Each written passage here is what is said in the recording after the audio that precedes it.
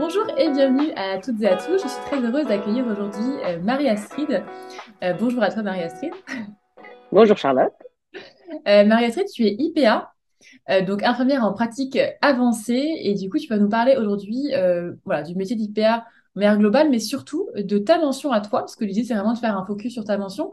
Tu étais venue sur la chaîne YouTube il y a déjà 2 ans, si je ne me trompe pas. Oui, c'est ça, il y a déjà Ouais. 2 ans. Oui, c'est ça, ouais. Ni sur la chaîne YouTube, vous parlez des débuts d'IPA, parce que à ce moment-là, je crois que vous étiez sortie d'école avec Sophie depuis, je crois, quelques mois ou depuis un an seulement, je sais plus. Alors, Sophie depuis un an et moi j'avais rejoint un an après parce que la mention psychiatrie a mis un peu plus de temps à sortir. Ouais, c'est ça. Ok, donc c'était vraiment toute jeune diplômée. Et du coup, l'idée, c'était de faire un peu un tome 2, une saison 2 du métier d'IPA. Et du coup, aujourd'hui, comme tu dis, on va faire un focus sur la psychiatrie, parce que c'est ta mention à toi, enfin, la mention que tu as choisie. Euh, Mhm. du coup, on va parler de ça, on va parler des débouchés en tant qu'IPA, donc notamment en psychiatrie, un IPA en psy, des salaires, de la reconnaissance, voilà, de toutes les questions qu'on se pose. Sachant que ces questions-là, c'est les questions que voilà, beaucoup d'infirmières et infirmiers qui se posent la question de devenir IPA se posent. Donc voilà, c'est parti, si c'est bon pour toi. Tentons l'expérience. C'est parti en avant. Première question que j'ai envie de te poser, Marie-Astrid. Donc, ce que j'inviterais les gens à faire, c'est de retourner voir la première vidéo, histoire qu'on fasse pas de redites. Comme ça, Ouais. tu avais beaucoup parlé et ton temps est précieux, donc on va aller sur l'essentiel. La question que beaucoup de gens se posent, c'est pourquoi choisir la mention IPA, la mention pardon, psychiatrie? Qu'est-ce que tu as, enfin, en tout cas, toi, ton ressenti à toi, Marie-Astrid, qu'est-ce que tu as aimé en particulier dans cette mention? Pourquoi tu as fait ce choix-là? Alors je pense que quand tu fais le choix de la mention psychiatrie et santé mentale, c'est que déjà tu as une appétence pour cette spécialité qui est la psychiatrie. Si tu n'y as jamais travaillé, tu n'auras pas forcément cette volonté primaire ou principale d'aller vers cette mention-là. Donc déjà, c'est plutôt, ça va plus facilement concerner des professionnels qui ont déjà exercé ou qui exercent en psychiatrie et qui ont cette volonté de contact humain et éventuellement d'avancer de façon assez étroite et en collaboration, comme pour toutes les mentions, avec les médecins. Et donc nous, en l'occurrence, on travaille avec des psychiatres. Ok, top, super. Est-ce que c'est possible de faire la mention donc psychiatrie santé mentale quand tu n'as jamais exercé en psy ou on te dit non, c'est pas possible, ton dossier est refusé? Alors non, en fait, tous les dossiers, enfin, on peut tout imaginer, j'allais dire, pour chacune des mentions, mais généralement, on demande un projet. Ouais. C'est sûr, c'est un peu basé sur le projet et sur l'expérience de la personne que les universités vont ouvrir plus ou moins des places aux personnes. Mais en tant que tel, on peut être, j'allais dire, étudiant infirmier ou tout jeune diplômé et directement entrer en formation d'IPA. Donc en tant que tel, la personne n'a pas forcément exercé, même en tant que qu'infirmier en psychiatrie, et pour autant, il peut aller vers cette mention-là. En D'accord. revanche, on lui demandera toujours ces fameux 3 ans d'exercice en tant qu'infirmier pour pouvoir utiliser le titre d'IPA derrière. Ok, ok, top. Et petite question du coup par rapport à la psychiatrie, du coup, donc la mention psychiatrie santé mentale, euh, alors peut-être que ça va être un peu complexe comme question, mais quels sont les sujets abordés enfin, comment dire, les sujets abordés dans cette mention-là et quels sont les apports que tu as en plus par rapport, par exemple, à une infirmière qui bosse déjà en psy depuis 10 ans, je dirais, donc qui a peut-être eu des connaissances bah, voilà, avec l'expérience du terrain. Est-ce que cette question est trop complexe ou est-ce que tu viens de nous donner quelques pistes par Je rapport? peux essayer de répondre à quelque chose. Elle est complexe, Ouais. effectivement. Ce qui est sûr, c'est que si on fait, juste d'un point de vue très pratico-pratique, la différence entre une infirmière experte avec, je sais pas moi, qui a même l'ancien diplôme psychiatrique, il en reste quelques-uns, nos fameux dinosaures, il en Ouais. reste quelques-uns, elles ont une formation extrêmement poussée, avec des connaissances et des compétences, mais enfin, bien au-delà même de moi, ce que je peux prétendre en tant qu'IPA en psychiatrie et santé mentale. La différence, elle n'est pas sur l'expertise infirmière à proprement parler, elle va se situer sur le champ de la prescription. C'est en fait toutes les compétences médicales qu'on va acquérir pendant la formation en tant qu'IPA qui va faire la différence. Après, quel est le contenu? Ben, en fait, c'est le même contenu que pour la psychiatrie, j'allais dire classique, sauf qu'on va aller pousser justement les enseignements, mettre ça en parallèle avec les sciences infirmières et également justement pousser tout ce qui est la pharmaco et la clinique d'un point de vue médical pour que derrière, on soit en capacité de prescrire, enfin, de renouveler le traitement du médecin ou tout simplement de voir si notre expertise clinique va nous permettre de voir s'il y a des évolutions, des améliorations à faire pour notre patient, s'il faut le réorienter vers le médecin ou à l'inverse, si tout est stable et, Hmm. et bon. Ouais, ça continue. Et toi, du coup, tu avais exercé avant en psychiatrie en tant qu'infirmière? Oui, oui, oui, oulala. Moi, j'ai fait 16 ans de psychiatrie D'accord. avant d'être diplômée IPA. Ok. Ouais, donc tu avais comme Ouais, expérience. ouais. Qu'est-ce qui, est-ce que tu peux donner peut-être un ou deux actes ou une ou deux choses que tu fais maintenant en tant qu'IPA, donc en psychiatrie, que tu ne faisais pas avant, où tu te dis, ah, c'est quand même cool d'avoir fait IPA, tu vois, avec cette mention-là, juste pour ça, entre guillemets. Ouf. Non, c'est extrêmement complexe comme question pour le coup aussi, parce que comme je te le disais, la seule différence entre guillemets avec une infirmière experte ou une infirmière qui va avoir des missions transversales, ce qui était mon cas avant en fait de devenir IPA. J'ai construit mon poste au gré de l'arrivée des décrets et on avait construit un poste comme si on était faisant fonction d'IPA avant même la sortie des décrets en 2016. Donc c'est un peu difficile, c'est-à-dire que n'importe quelle infirmière effectivement qui a des compétences, des connaissances ou même une volonté peut faire plein de choses en psychiatrie. Ça va être dépendant d'un contexte, mais c'est pas la pratique avancée, moi pour le coup, qui m'a permis d'être encore plus épanouie en fait. La Mm. pratique avancée, moi je le vois comme un aboutissement de quelque chose que j'ai porté, que comme on le dit, promu au niveau national. Enfin voilà, dans le cadre de différentes associations infirmières et d'infirmières en pratique avancée, Amphide et l'Amphipa pour ne pas les citer. Et donc c'était plutôt l'aboutissement de quelque chose. Tu peux pas porter quelque chose et ne pas avoir non plus le diplôme. Tu perds en crédibilité, tu perds en tout ça. Maintenant, si vraiment la seule différence là actuelle, c'est sur la prescription, bon, bah, c'est pas ça que j'attendais moi en tant qu'infirmière en pratique avancée. En revanche, effectivement, en termes de positionnement par rapport aux équipes, parce que tu n'es plus dans une équipe à proprement parler, tu vas être dans l'écosystème, tu vas graviter autour, mais tu es un peu plus indépendante, un peu plus autonome, et tu vas collaborer de façon plus simple, si tout va bien, avec les différents professionnels, et tu auras moins de freins de ce côté-là, puisque Mm. tu seras attendu là-dessus. Donc ça, c'est vrai que c'est le côté sympathique. Ok. Et est-ce que tu peux nous partager un petit peu j'allais dire les débouchés, mais je ne sais pas si ma question est pertinente, mais les façons d'exercer. Moi, quand j'imagine une IPA, notamment en psy, j'imagine un peu comme une IDEC, tu sais, une infirmière coordinatrice qui est du coup un peu en dehors du service, tu vois, enfin, en dehors des soins, pardon, et qui du coup peut, comme tu disais, un petit peu toucher à tout le monde, mais avec cette posture un petit peu différente. Est-ce que tu peux nous parler un petit peu des débouchés, de comment les postes se sont créés justement et comment peut-être toi tu l'exerces actuellement? Alors, je dirais que tu as autant d'infirmières en pratique avancée que de contexte d'exercice. Donc, c'est D'accord. vraiment ton exercice, ton contexte d'exercice qui va te permettre de définir ce que va être ta pratique avancée, je dirais. Pour dire qu'en fait, notre décret, il est extrêmement large et Mm. que derrière, ça va être en fonction des besoins de ton service ou de ta population, de ton territoire. Ça va être le premier point. Tu vas vraiment le façonner avec une équipe derrière, hein, ça va être des cadres de santé, des médecins, euh, et donc les attendus seront pas forcément les mêmes partout. D'accord.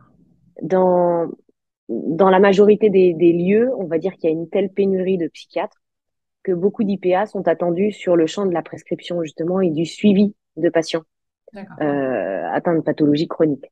Donc, il y a beaucoup de personnes qui vont exercer en CMP, qui vont faire de la consultation, euh, pendant 3 ou 4 jours dans sa semaine et qui va avoir des missions transversales de la pratique avancée, comme on avait pu l'aborder dans la première visio, sur l'enseignement, la recherche. Mais ça, voilà, ça va être une journée dans leur semaine. Idéalement, il faudrait 2 jours, mais en fait, il y a une telle pénurie médicale que l'IPA est attendu plutôt sur ce champ-là. Après, on va avoir des IPA qui vont être plus sur le versant spécialiste clinique, je dirais, et donc un peu plus dans l'accompagnement et des équipes infirmières, avec justement ce fameux recul que tu peux avoir en étant, j'allais dire, pas le nez dans le guidon, parce que tu n'es pas justement dans cette équipe de soins à t'occuper des patients et avoir ton quotidien habituel. Tu es sorti de cette dimension-là. Et donc, quand on te présente un dossier ou quand on te présente un patient, quand on te parle de quelqu'un, tu as ce recul qui te permet d'émettre des hypothèses et tu vas toujours mettre ça en balance avec justement ce que tu as appris ou que ce soit au niveau sciences infirmières ou d'autres connaissances ou d'autres lectures que tu aurais pu avoir. Tu vois, et tu vas venir questionner la pratique des soignants sur le terrain. Donc ça aussi, c'est une autre possibilité. Mais pour autant, j'allais dire, ça, c'est plutôt un luxe. Ouais. Aujourd'hui, on manque de professionnels. Et en sachant que cette dimension juste d'infirmier, on va dire, sur le versant plus accompagnement, est moins clinique pure en termes de consultation, j'allais dire, pour soulager le médecin. Et ben là, c'est plutôt quelque chose qui est de l'ordre du luxe. Et, euh, et, et derrière, je suis pas persuadée qu'on puisse montrer la plus-value de l'IPA là-dessus, puisque justement, on va avoir des infirmiers experts qui vont avoir d'autres formations, d'autres masters, et qui ont cette capacité, qui peuvent le faire aussi. Et D'accord. entre guillemets, pour l'institution qui coûte moins cher. Oui, ouais. Extrêmement aussi, ouais. Et toi, est-ce que tu peux nous partager, si tu es OK, une semaine type, comment justement tu alternes justement peut-être des consultes avec de l'analyse clinique, de la recherche éventuellement? Comment est-ce que tu agences tes semaines de ton côté? Alors moi, j'avais en fait mis 3 jours de consultation. Ces 3 jours de consultation étaient sur les CMP, les centres médico-psychologiques, du territoire sur lequel je suis. Et ensuite, derrière, 2 jours en mission transversale sur des projets divers. Ça peut être, c'était assez mouvant. Et là, j'étais vraiment, j'allais dire, complètement autonome sur ce que je souhaitais faire. Voilà. Donc, en fait, le lundi, mardi et vendredi, c'était de la consulte. Et le mercredi et jeudi, c'était les missions transversales. Donc, l'écriture d'un projet de recherche, ça peut être l'écriture d'un article, ça peut être de l'accompagnement de professionnels. Enfin, voilà, c'est extrêmement large et en fonction aussi des besoins des services qui pouvaient éventuellement faire appel à moi. Ok, ok, bah top. Et je parle au passé parce qu'en fait, j'ai quitté cette mission d'IPA Ah, en psychiatrie et santé mentale. ok, ok. Et t'en es où du coup maintenant? Je travaille dans une start-up. Je prépare le terrain parce que c'est une start-up qui se développe en e-santé, en Ok, numérique, et sur le psychotraumatisme. Et je vois éventuellement, je suis là pour voir si on peut y mettre des IPA justement à l'avenir. ok, On prépare un nouvel écosystème. ok, trop chouette. Donc, on fera un tome 3 du coup de. Exactement, sans problème. Ok, ça marche trop bien. J'avais d'autres questions par rapport, du coup, bah, encore une fois, les questions que beaucoup se posent. Les deux grandes questions qui reviennent beaucoup, c'est par rapport au salaire d'une IPA et par rapport à la reconnaissance. Donc, le salaire, encore une fois, le but, c'est pas de dire ce qu'on en pense, parce que je sais qu'il y a beaucoup de. Alors, souvent, quand je fais des sujets sur le moment, il y a beaucoup de discours un peu haineux et un petit peu voilà, dévalorisants, même pour les IPA, mais voilà, de parler en toute transparence, en fait, de ce sujet-là. Est-ce que tu peux nous dire peut-être toi, du coup, voilà, ce que tu connais, de tout ça? Ouais. Alors déjà, en ce qui concerne le salaire des IPA dans la fonction publique, hein, c'est simple, vous tapez sur Internet grille de salaire IPA et vous aurez tout en fonction des échelons. Euh, Ce que je peux dire, c'est que de toute façon, déjà, la profession, notre profession, Oui. elle est pas très, elle était pas très bien située au niveau mondial en termes de rémunération. Et cette reconnaissance, en tous les cas financière, j'allais dire, elle s'en ressent aussi au niveau de la pratique avancée.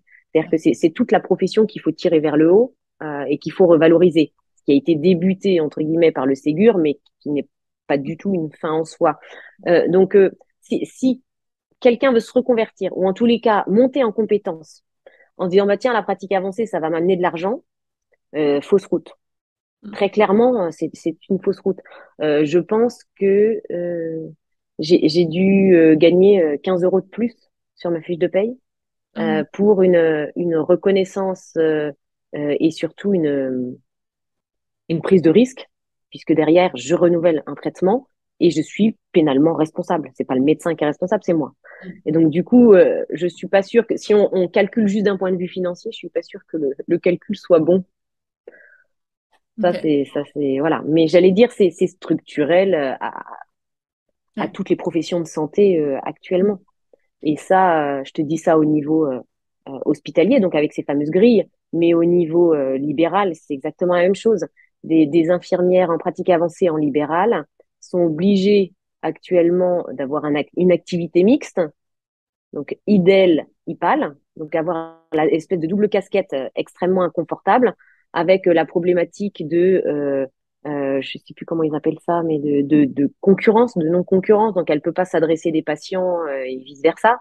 D'accord. Euh, et là-dessus, on était sur l'avenant 7, on va passer sur l'avenant 9, donc avec une petite revalorisation, je crois, qui est de l'ordre de 20%, un petit mieux, Ouais. mais qui permet quand même pas de se dégager quelque chose sans Mm. tout travailler de façon complètement effrénée. Et encore une fois, là derrière, il faut que les médecins jouent le jeu, adressent des patients, on est toujours sur un patient qui sera vu de façon ponctuelle dans l'année.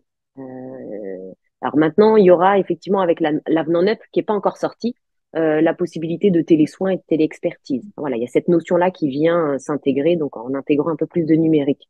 Mais, euh, mais ce sera pas du tout numérique, il faut qu'il y ait aussi du présentiel, etc. Donc financièrement, c'est pas très beau, mais j'allais dire c'est à l'image du Profession. système de santé actuel, c'est pas, enfin voilà, c'est pas juste pour la pratique avancée. Ok. Et est-ce que dans le privé, tu as eu des retours? Parce que moi, j'ai eu quelques retours de personnes qui avaient pu négocier pour le coup un peu plus, d'autres pas. J'ai l'impression qu'il y a un peu de tout et que pour le coup, là, chacun fait un peu son petit trafic, quoi. Ouais. C'est-à-dire que dans le privé, on peut un peu plus négocier. Après, j'ai eu effectivement, comme toi, pas mal de retours disant qu'ils avaient négocié. Et en fait, ça, c'est au démarrage. Et puis, en fait, au final, on ne sait pas trop ce qu'il en est. Ça reste extrêmement flou. Mm. Euh, il y a un domaine où, a priori, les infirmiers en pratique avancée peuvent s'en sortir un peu plus. On en avait un petit peu parlé la dernière fois. C'était dans, en fait, les infirmières azalées qui sont Mm. au sein d'une association. Et là, a priori, les infirmières azalées ont eu la possibilité, pour certaines, de partir en formation et d'être embauchées en tant qu'IPA azalée. Donc, je ne sais pas exactement quelles sont les missions, mais en tous les cas, en termes de rémunération, elles semblent s'y retrouver un peu plus. Mm. Ok.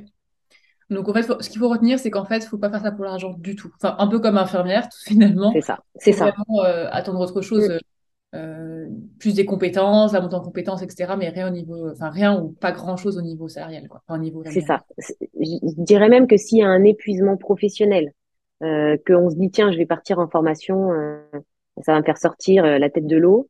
Alors oui, pendant 2 ans, potentiellement, ça peut. Et encore, quand on a une activité à côté, parce que ça peut être du mi-temps ou du plein temps en fonction des universités, euh, enfin, il faut se dire que l'implantation, c'est quelque chose qui reste complexe à mettre en place et qui demande beaucoup de ressources et de patience. Voilà. Enfin voilà, il y a beaucoup d'enjeux pour beaucoup de gens, beaucoup d'inquiétudes. On parle de plus en plus de la pratique avancée, donc ça commence à rentrer un peu plus dans les mœurs. C'est un acteur qui devient incontournable au même titre que on a des infirmiers, des aides-soignants, etc. Donc c'est un acteur qui est pris en compte. Pour autant, son implantation reste quelque chose euh, qui nécessite beaucoup d'énergie. Ouais, j'allais te demander justement au niveau du temps, c'est vrai que ça fait moins de 10 ans. Et moi, ce que j'ai vu avec tu sais, le système LMD, donc on est rentré à partir du coup de 2012, enfin de 2009, donc on est sorti en Mm, 2012. On a commencé à avoir une équivalence, enfin un niveau licence en tant qu'infirmière. Et ça, on l'a bien vu, ça a vraiment mis 10 ans. Tu vois, on est en 2022, on va arriver en 2023, ça a vraiment mis 10 ans à se faire savoir, à être valorisé, etc. Et est-ce que IPA, c'est pas un peu ça, en fait, comme pour plein de choses, le temps qu'il y ait des décrets qui sortent, des premières promotions qui sortent, etc. Est-ce qu'il n'y a pas aussi un temps qui est, j'ai envie de dire, enfin, naturel et normal, le temps que ça intègre les mœurs, que les gens connaissent, que tout le monde hospitalier connaisse, que même le grand public connaisse aussi. J'ai l'impression qu'il y a ce timing qu'on peut pas trop euh, enlever, quoi, diminuer. oui, non mais c'est ça. Je pense que en fait c'est exactement ça. C'est de se dire que j'allais dire c'est pas exceptionnel pour la pratique avancée. Tout ce qui est nouveau de toute façon ça fait peur Ouais. partout. Alors chez les Français, c'est très vrai. Mais j'allais dire, c'est voilà, c'est pas que dans notre domaine, c'est pas que dans la santé, c'est à tous les niveaux. Donc il y a le temps aussi euh, d'apprendre une nouvelle information, de l'accepter, de la digérer et de voir aussi ce qu'on en fait et d'accepter que tout ça, ça prenne du temps. La temporalité d'un étudiant infirmier en pratique avancée, d'un IPA, d'un infirmier n'est certainement pas le même qu'une institution, qu'un cadre de santé, qu'un médecin.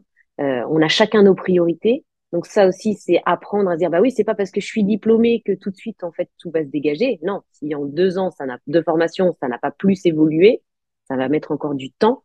Ça va être progressif. Il faut accepter effectivement que ça prenne du temps.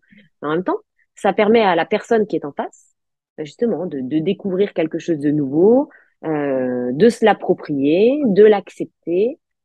Après, la difficulté, je dirais, elle est pas tant là, elle est plus sur les enjeux aussi de derrière qui gère les IPA. Attention, parce que là, elle marche sur mes plates-bandes. L'IPA, elle vient mettre du lien dans une prise en charge. Elle vient essayer de décloisonner.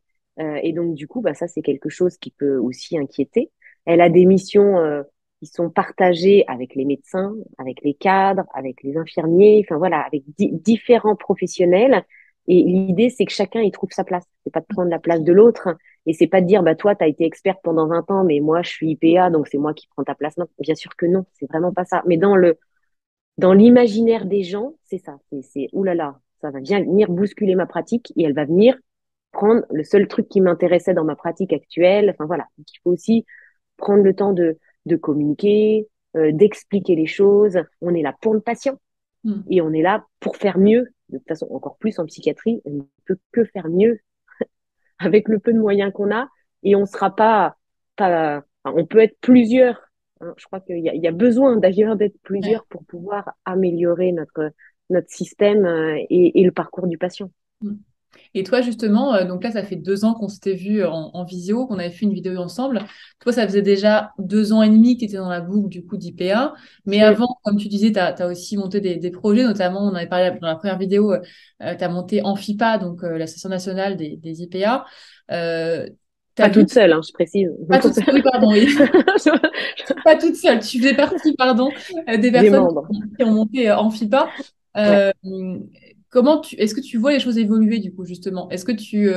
Comment les choses évoluent? Est-ce que depuis donc il y a 2 ans et encore depuis il y a 4 ans, il y a une meilleure reconnaissance du métier? Comment est-ce que tu vois, les choses avancent? Il y a une prise de conscience de l'importance de la pratique avancée et de son utilité. Après, il y a une association qui évolue, évolue bien avec de belles valeurs. C'est des bénévoles. Donc c'est aussi ça, c'est toujours aussi du travail en plus. Hein. Tout ça pour notre profession et pour le patient. Hein. Au final, c'est ça l'objectif de l'association. On est de plus en plus nombreux, donc en se fédérant, c'est sûr que derrière, on espère faire un peu le côté boule de neige et montrer l'exemple et donner envie aux jeunes de nous rejoindre et aussi de s'investir, etc. Après, c'est sûr que bon, ben, ça prend du temps. En 2 ans, c'est pas suffisant pour même ne serait-ce que te dire oui, c'est super, c'est le nirvana. Non, ça reste du bénévolat et donc fait avec les moyens du bord quand on peut, au détriment de nos familles. Enfin voilà. Mais qui est une utilité, ça c'est une certitude.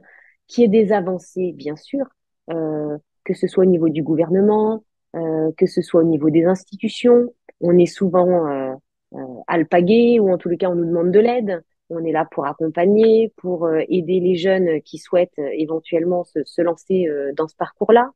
Typiquement, chez Amphipa, nous avons un collège universitaire avec ben voilà, tous ces jeunes infirmiers qui rentrent en formation peuvent intégrer ce collège, éventuellement être force de proposition. Il y a plein de belles choses en fait qui se font au niveau associatif, hein, qui nécessitent du temps et de l'investissement, qui ont leur utilité parce qu'elles sont reconnues au niveau de nos tutelles hein, et de du gouvernement. Après, ça reste de l'associatif et en 2 ans, ça n'a pas changé le monde. Mais en tous les cas, on est intégré dans les différents groupes de travail. Voilà, donc ça avance dans le bon sens, doucement, mais ça avance. Ouais. Ouais, parce qu'il y a beaucoup de personnes qui me disent, je suis intéressée par IPA, mais je vais attendre que ce soit plus connu. Et Ouais. tu vois, et dans 4 5 ans, tu vois, ça, c'est vrai que j'ai pas mal ce retour-là. Après, il y en a qui veulent être, bah voilà, un peu plus comme toi, vraiment, enfin, j'ai envie de dire à la source au début, et être hyper moteur. Donc, il y a un peu deux teams par rapport à ça. Il y a aussi la team de, voilà, je préfère faire autre chose qu'IPA, tout simplement. Mais dans ceux qui sont intéressés, il y en a qui disent, bah, je vais attendre un petit peu que ça soit plus, plus connu. Donc, c'est intéressant de parler aussi d'avancer et de dire, bah oui, ça, bah, depuis le temps, ça a quand même évolué. Tu vois, les premières promos, ça fait quoi? Ça fait du coup 5 ans déjà que les premières promos sont Ouais, sorties. le premier décret, il est sorti en 2018. La première promo, c'était 2019. Oui, ça. Et pour la psychiatrie, 2020, du coup. C'est une question de Euh, rentrée, en fait, c'est ça. voilà, c'est sûr que ça évolue. Après, effectivement, si les gens cherchent de la stabilité, pour l'instant, c'est pas stable. C'est pas une profession encore, entre guillemets, stable. Parce que c'est encore, certains ne connaissent pas encore ce que c'est que la pratique avancée. Et c'est quelque chose d'extrêmement mouvant, qui évolue. Mais, mais on en parle de plus en plus. C'est un acteur, un nouvel acteur dans l'écosystème. Ouais. Maintenant, j'ai envie de dire aussi, c'est pas une fin en soi. Et c'est très bien qu'il y ait des professionnels qui ne souhaitent pas aller vers là. Moi, souvent, il y a certains discours qui peuvent m'agacer quand on parle de la pratique avancée à toutes les sauces et pour tout. Non, j'allais dire, un professionnel de plus, mais ça va pas changer le monde. Hmm. C'est un professionnel de plus qui a un temps à disposition des patients qui va être différent, avec des compétences élargies et dans le champ infirmier, et dans le champ médical. Donc, il y a un plus à ce niveau-là. Mais pour autant, c'est pas ça qui va faire que notre système de santé actuel va se sentir au beau fixe et qu'on va recruter beaucoup d'infirmiers ou d'IPA à l'avenir. Mais voilà, c'est un nouvel acteur. Il y a de quoi faire, il y a de quoi évoluer pour les 50 prochaines années. Après, voilà, je pense que la temporalité des gens, c'est très bien qu'il y en ait, j'allais dire, pour tous les goûts. Oui. Ce qu'il faut, c'est de se dire que quand je fais ça, quand je fais cette formation, ça va prendre du temps, ça va me prendre des neurones, ça va me prendre, voilà, Merci. psychiquement, ça va être, voilà, exactement de l'énergie. Et ben, du coup, il faut que je sois en capacité de fournir tout ça pour justement prendre soin de ma propre santé mentale, qui déjà, en tant qu'infirmière, entre guillemets, est mise à mal. Vraiment, il faut bien se connaître à ce niveau-là. C'est pas du tout insurmontable, mais ça nécessite du temps, de l'énergie. Voilà. Après, je dis pas que c'est impossible. Moi, je l'ai fait avec 4 enfants, donc c'est faisable. Mais pour autant, il faut en avoir conscience et moi, je n'ai pu le faire que parce que j'ai été aidée de mon mari. Hmm. Voilà. Donc faut vraiment voilà tout balayer et ne pas faire ça juste pour le côté financier parce que là, pour le coup, on se casse les dents. Ah, c'est clair. Et du coup, dernière question, peut-être plus par rapport à IPA en psychiatrie santé mentale. Est-ce qu'on trouve facile, c'est une question encore une fois qu'on pose beaucoup, hein, c'est est-ce qu'on trouve facilement du boulot après derrière? Alors oui, enfin oui, parce que justement, c'est complètement à la mode Ok. d'avoir des IPA. Ok.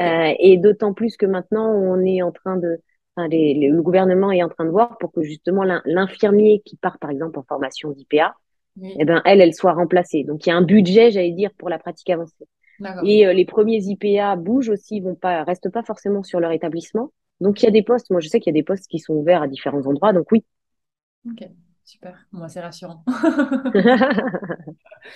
Bon, bah super. Bah, écoute, merci beaucoup, Marie-Astrid. Est-ce que tu veux dire un tout petit mot sur la nouvelle mention ou on garde ça pour une autre vidéo Alors, je peux dire vraiment deux petits mots, Ouais. mais je pense qu'effectivement, ça nécessitera vraiment une petite visio avec des personnes bien plus calées que moi sur le sujet. Il y a une nouvelle mention effectivement qui est sortie, hein, qui est donc l'IPA mention urgence, qui peut en fait exercer donc en médecine d'urgence et qui va prendre en charge, prendre en soin en fait des patients sur soit décision du médecin et sous, j'allais dire, sous sa conduite diagnostique pour des prises en charge qui vont être complexes. C'est ce qu'on appelle un peu le deuxième recours. Et là, qui va donc pouvoir faire analyser une situation clinique sur une liste. Hein, il y a toujours une liste de choses qu'elle peut prendre en charge. Donc là, elle travaille vraiment en collaboration et sous la conduite du médecin. Et aussi sur du premier recours, là où c'est des patients qui sont un peu moins complexes, qui n'ont pas forcément cette nécessité d'aller aux urgences, mais donc du coup, elles peuvent voir le patient en amont du médecin. Ce qu'il faut, c'est qu'il y ait un médecin au moment dans la prise en charge, et elles vont être là en fait pour fluidifier euh, le parcours, qui est moins d'attente aussi au niveau des urgences, et, euh, et éventuellement libérer aussi du temps pour les médecins pour les cas qui sont relativement graves. Ok. Donc voilà, en vraiment en deux, trois lignes, pour l'instant, c'est une toute jeune mention puisqu'on a 5 diplômés au niveau national. Donc là, qui sont sortis d'ailleurs de l'université d'Aix-Marseille, euh, qui avait fait le pari de lancer déjà la formation quand on attendait en fait la sortie des décrets. Voilà. Top. Bah, merci pour ce petit mot. Du coup, ça donne envie pour la suite. On suivra du coup la suite de cette mention. Est-ce que tu as autre chose à ajouter par rapport à, du coup, à la mention psychiatrie santé mentale? Est-ce que j'ai fait le tour de tout? Est-ce qu'il y avait, je sais pas, une dernière chose que tu voulais ajouter par rapport à toi, ton ressenti, ton vécu et ton expérience par rapport à ça? Alors non, je pense que vraiment, enfin, je vais dire pour cette mention, enfin moi voilà, je baigne dedans depuis depuis pas mal de temps, donc je pense que c'est une belle aventure, qu'il y a énormément de choses à faire pour nos patients en psychiatrie. C'est sûr qu'on a plus cette spécificité puisqu'on est un diplôme d'état unique en tant qu'infirmier sur la psychiatrie, qu'on a peu d'enseignements pendant la formation et que c'est un moyen aussi de savoir, de pousser un peu plus notre expertise et nos connaissances sur le domaine de la psychiatrie et de la santé mentale. Le jeu en vaut la chandelle, mais voilà, ça peut pas correspondre à tout le monde et c'est pas non plus une fin en soi. Hmm. Ok, bah, trop chouette. Merci en tout cas pour tout ça, Marie-Astrid. Merci beaucoup pour ce partage. Bah, Cette avec plaisir. C'est bien. toujours un plaisir. C'est super. Bah, écoute, si dans 2 ans, tu veux venir partager la suite, Ouais, ce sera avec plaisir. j'hésiterai pas. mais- On reste en contact. Ouais, ouais, carrément. Avec grand plaisir. Merci pour tous ces partages. Et puis, voilà, je pense qu'il y aura sûrement des commentaires sous la vidéo qui seront voilà, des questions qui seront posées. Donc, voilà, j'y répondrai du coup pour toi. Ou sinon, je te solliciterai s'il y a des choses où, T'hésites pas. où je T'hésites peux pas. déplacer. Donc, encore un grand merci, Marie-Astrid. Et écoute, Avec plaisir. belle continuation. Puis à très vite. Merci beaucoup. Au revoir. Au revoir.